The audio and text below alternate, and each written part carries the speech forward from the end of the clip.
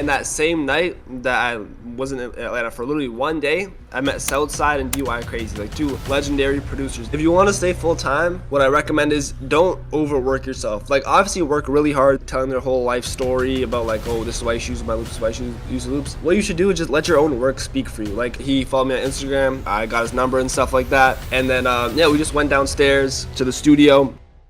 W tym odcinku będę rozmawiał z Geniem, czyli producentem ze Stanów Zjednoczonych. Produkował on m.in. dla Futura, SG, Lil Gotti, Ditanga czy YTB Fata. No i generalnie porozmawiamy sobie o tym, jak zdobywa swoje placementy, jak nawiązuje relacje z producentami oraz artystami, o tym, jak zbudować swoją markę i utrzymać się z muzyki, a także o wielu przydatnych rzeczach z tym związanych. No i oprócz tego w drugiej części tego odcinka zrobimy sobie razem beat, także polecam oglądać do końca. Także co, życzę wam miłego oglądania i już zaczynamy. Yeah, me too. I was just like my... Oh man!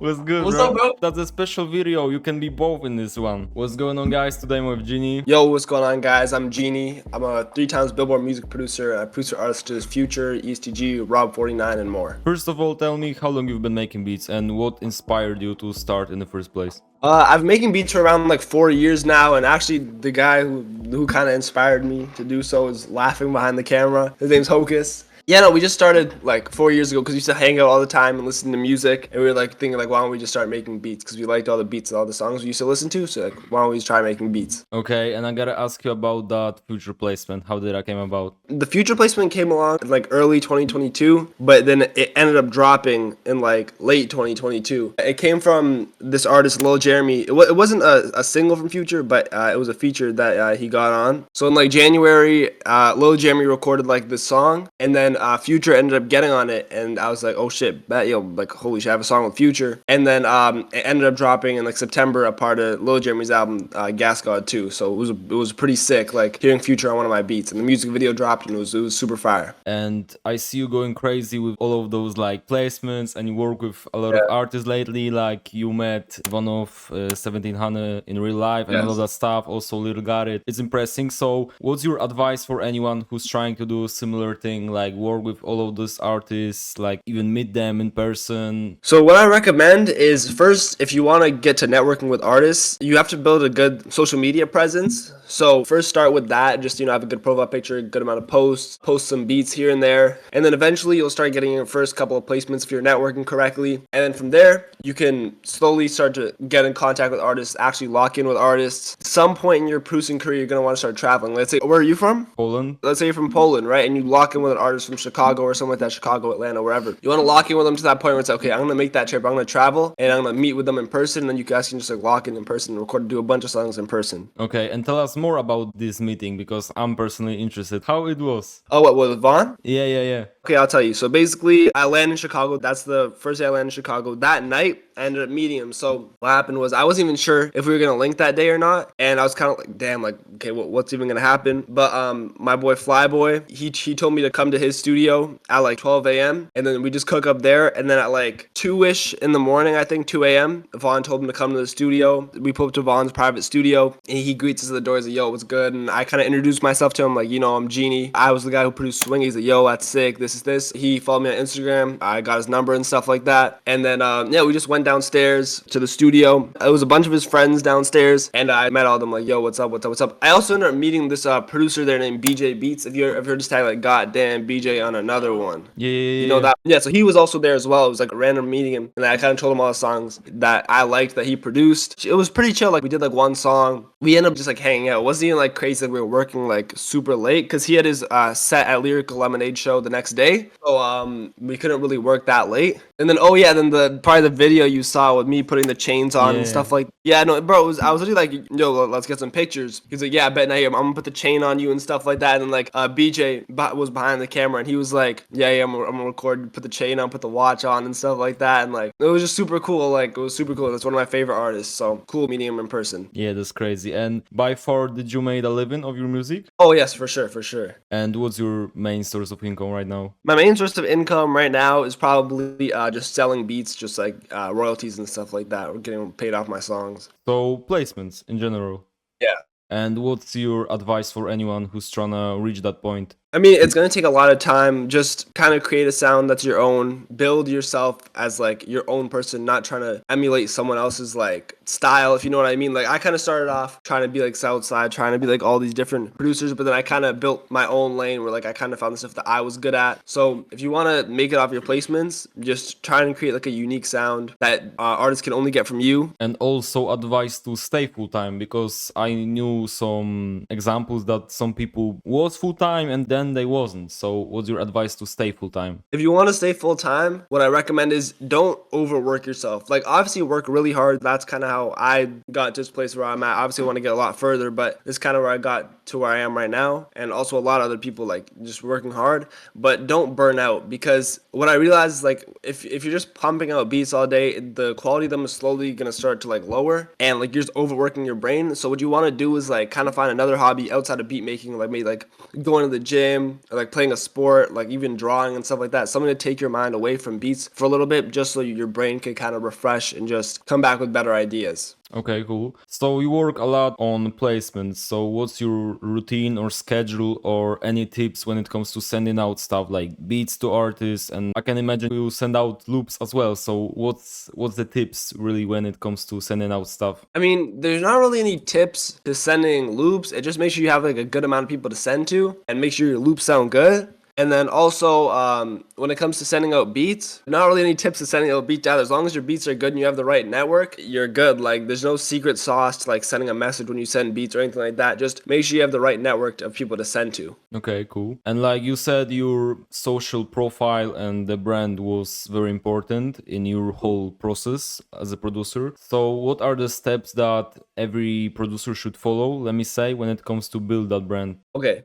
definitely first, Instagram name, very important. Can't have like a funny Instagram name. You want to make sure like they know you're a music producer, so that's number one. Number two, the profile picture, like you see mine, it's me with like my plaques. So the second I follow someone, they know, like they see like, okay, wow, this guy's 2-time Billboard music producer. He's probably legit. Let me follow him back, or let me hit him back. The post. So yeah, make sure you have like some beat snippets with like some graphics behind them, just so people like at least hear your beats, even if you don't have any placements. And the second thing I can recommend is if you're into like fashion and stuff like that, posting some outfit pictures, because there's a lot of people that are into beats that like are also into fashion. So if you don't have any placements, or you're not super good at making beats yet, you can just post like outfit pictures, just to have like a nice profile of yourself. And do you had any crazy stories in your career, let me say, when it comes to loops, producers, or rappers, or anything? Yeah, okay, I have a couple. In December 2023, when I was in Atlanta, I spent one day in Atlanta, and I linked up with K6, this like super fire producer from Atlanta. And that same night that I was in Atlanta for literally one day, I met Southside and DY Crazy, like two legendary producers. And like it was so random, because it wasn't even like a plan thing, like, okay, I know I'm gonna meet him there. It was more like I literally just ran into them at the studio. Like it was like the most random encounter ever. I didn't even, what sucks, I didn't get to like fully lock in with them or anything, because they were already on their way out. But it was sick. Like, I got to dap them up, just talk to them for a bit, and just, it was super cool. And what ended up happening though, so that was at like 2 in the morning, and then like from that session to the next, we were gonna go to Southside's like private session in another studio. So we're all driving to this one studio. And then the thing is, so it's like 5, and then they say like, oh no, Southside's not coming until 7 in the morning. So it's like, oh okay, I have to go back to my hotel now. I can't be staying out this late. But shit, like just running into Southside and DY Crazy like that was like crazy. Like I wonder what would happen if I spent like a week in Atlanta. Who else I'd meet? Yeah, great experience. And you said you got a couple, so you can like, because I'm Yeah. interested. Yeah, you can tell more. You can tell more. You probably saw on my Instagram too, like with this my session with SoFaygo. That was pretty cool as well. His manager actually hit me up saying like,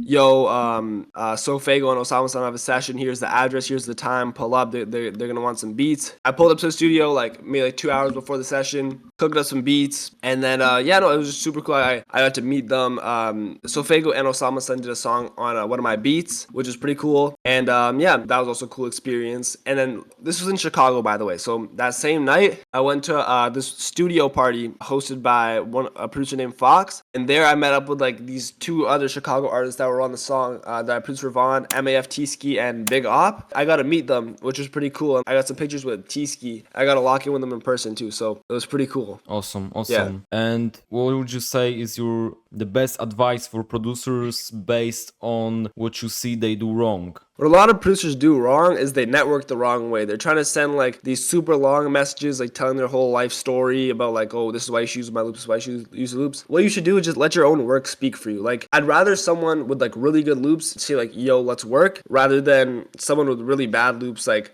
send me a copy and paste message saying like, yo, bro, I'm this guy I'm from here, I'm this years old, I've worked with this, I've worked with these artists, I've been making beats for this long, and here are my loops, and they sound bad.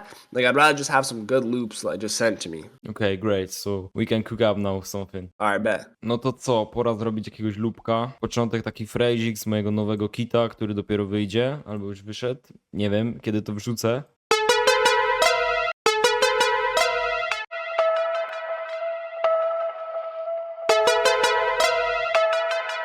Nawet nic tu nie dodaję, żadnych efektów. Może to zrewersuję.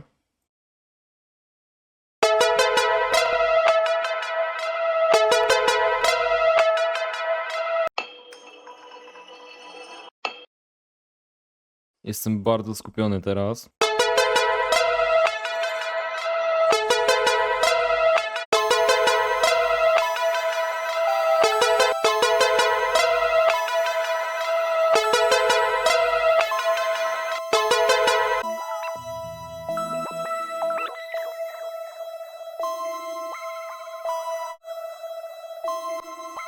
Dobra, dodamy jakiś wokal. Już od tego gadania po angielsku chciałem powiedzieć let's add some vocal, ale powiedziałem po polsku.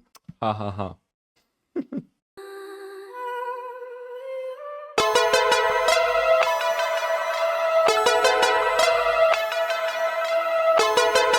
Ten wokal bardziej na drugą sekcję, ale z pierwszej go wyrzucę.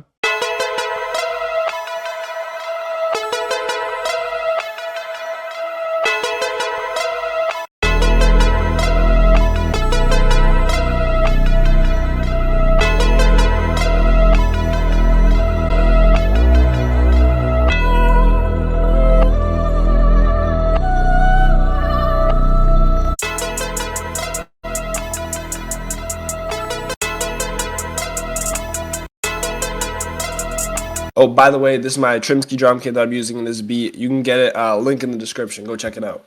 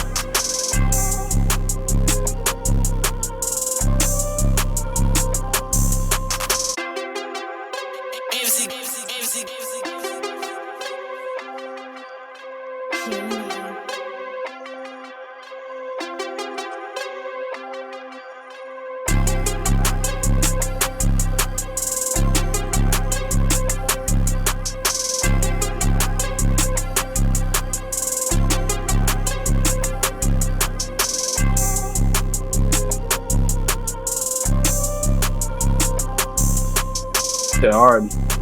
Yeah.